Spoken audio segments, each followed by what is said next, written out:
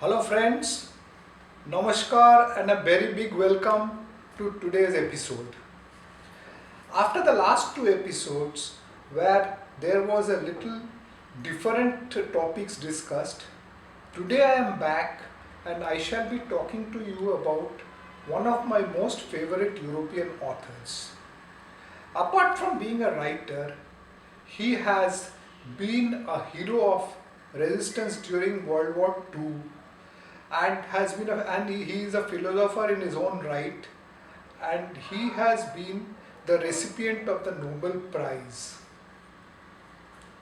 With all these things, he has worked as a journalist in the beginning of his career. Guess who is he? Do I hear somebody say something? Right. I think whoever it is has guessed it correctly. It is Albert Camus, the French Algerian, who in a very short span of life has made a major mark in the field of literature. Today we shall be discussing about the life and times of Albert Camus, and I shall be telling you his interesting life story along with his work.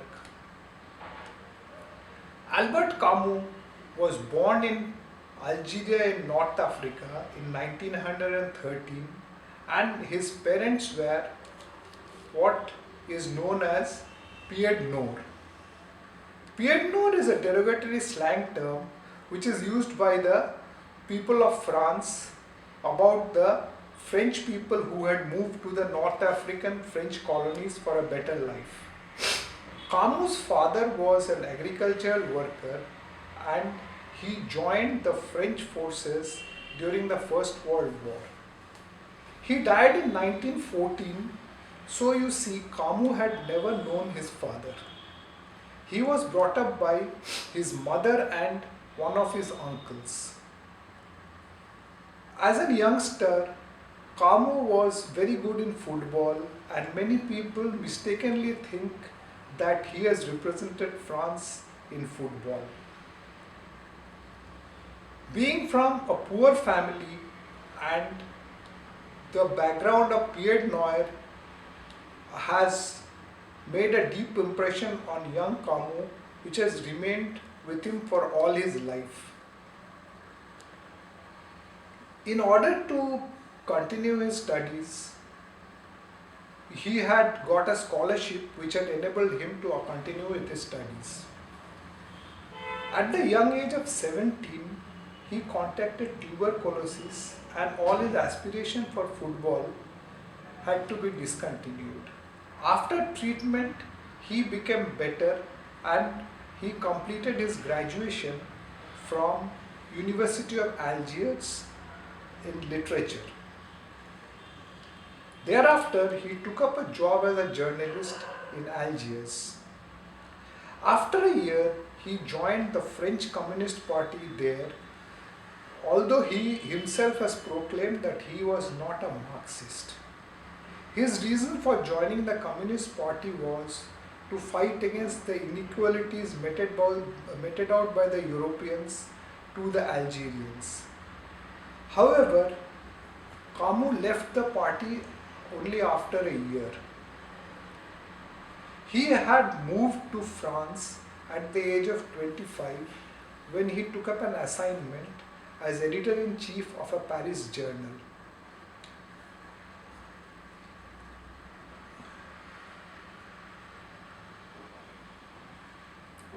World War II started shortly after Camus went in Paris, and he became a part of the French resistance, working out as their philosophical leader, and he was also editing the underground periodical called Combat during the war years. During that time, he completed his first cycle, which the critics say was one of his most important phases. In this period, he has written on the main theme of absurdism, and the main literature that has come from his pen at that point of time was The Outsider and The Myth of Sisyphus. After the war, Camus, who was by then an already established writer, lived in Paris along with his wife. Incidentally, he married soon after he came to Paris and his twin daughters. He continued to write, and what was the second cycle of his work, which was with the theme of revolt. And the most important book of this period is The Plague. Although Camus was a married person and lived with his family, he had numerous affairs, but ultimately he never thought of leaving his wife. The third phase or cycle of his literary activities started from 1953, and in this period the theme that the critics identify was on guilt. Albert Camus was awarded the Nobel Prize in the year 1957 at the very young age of 44 for his contribution to literature. He was in fact the second youngest Nobel Prize winner. Only Rudyard Kipling, who got the prize at 42, was younger than him. Camus continued to write in his third cycle till he died at a very young age in a tragic accident in January 1960. It seems that he was destined to die. After having spent the New Year holiday with his family and his publisher in south of France, he sent his wife and daughters back to Paris by train and decided to travel by road along with his publisher in his luxury vehicle. The vehicle met with an accident soon after it left their place of holiday and hit a tree and crashed. Camus, who was not wearing the seat belt, died instantly, thus ending his short but important career very tragically, and his death left a very big mark in the world of literature. The question now arises is, how good was Camus' writings? As I have mentioned, the critics have divided his work in three phases with three different types of themes, which I have also mentioned. The ordinary readers will find many of his writings abstract because he wrote in the main theme of abstractism. However, his writings have been very well acclaimed by the critics all along. From my side, although I have enjoyed and reading Camus' works, my opinion is that his books do not fall into the light fiction category, and if anybody wants to read Camus' works casually, I would suggest that you don't. With this in mind, I have thought that we will go into one of his books little deeply. For that, I have selected this book of Camus, The Outsider. Incidentally, Outsider was published in US with the name The Stranger. This book was written by Camus and published in 1942 in French. And this obviously is in the first cycle of his works, which is the period of absurdism. The main character of this book is Mayor Salt. No first name has been given, and he, like Camus, is a French Algerian living in Algiers, the capital of Algeria.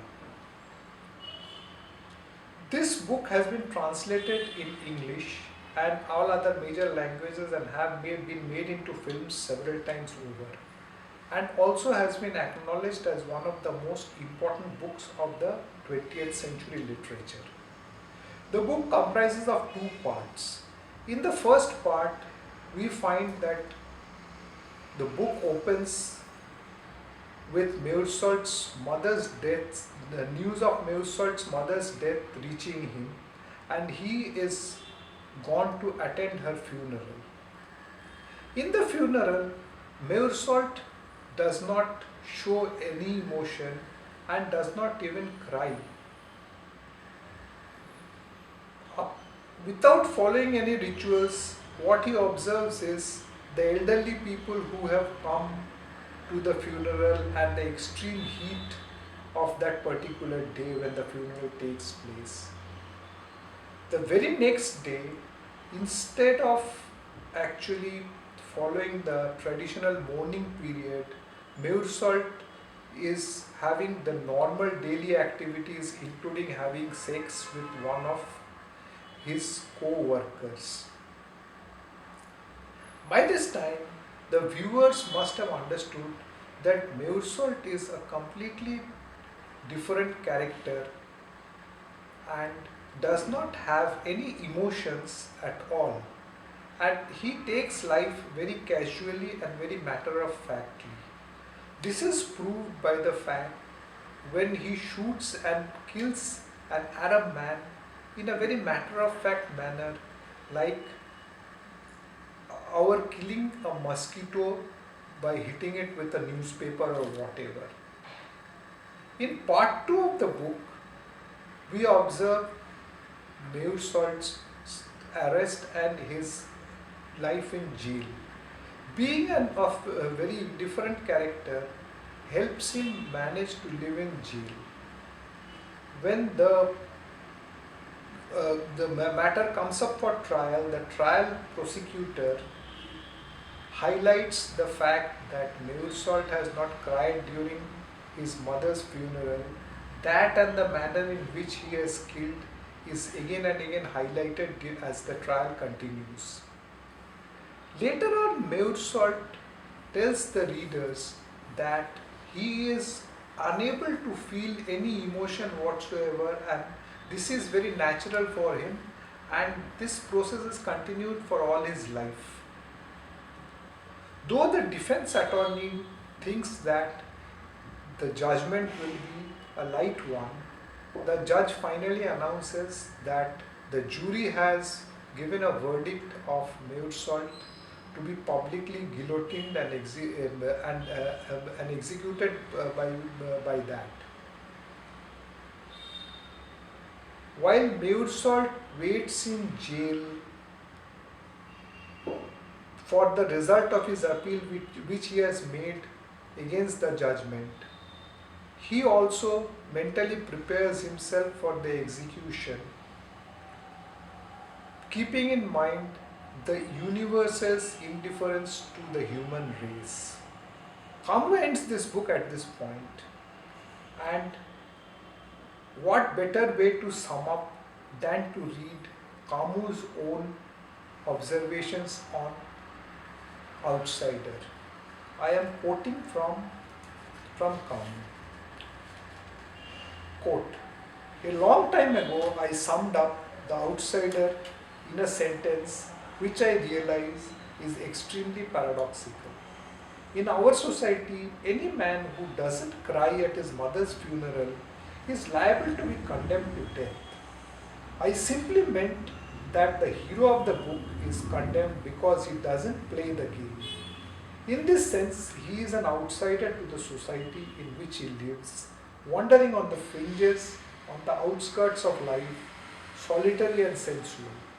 And for that reason, some readers have been tempted to regard him as a reject. But to get a more accurate picture of his character, or rather one which conforms more closely to his author's intentions, you must ask yourself in what way Meursault doesn't play the game. The answer is simple. He refuses to lie. Lying is not only saying what isn't true, It is also, in fact, especially saying more than is true, and in the sense of the human heart, saying more than one feels. We all do it every day to make our lives simpler. So, this is the summation of Camus on his book, The Outsider.